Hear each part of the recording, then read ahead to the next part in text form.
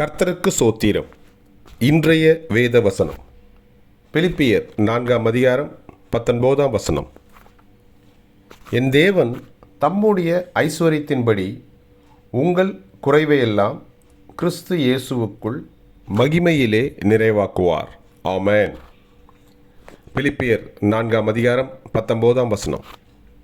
என் தேவன் தம்முடைய ஐஸ்வரியத்தின்படி உங்கள் குறைவையெல்லாம் கிறிஸ்து இயேசுவுக்குள் மகிமையிலே நிறைவாக்குவார். ஆமென். கர்த்தர் உங்களை ஆசீர்வதிப்பாராக, உங்களோடு கூட இருப்பாராக. ஆமென்.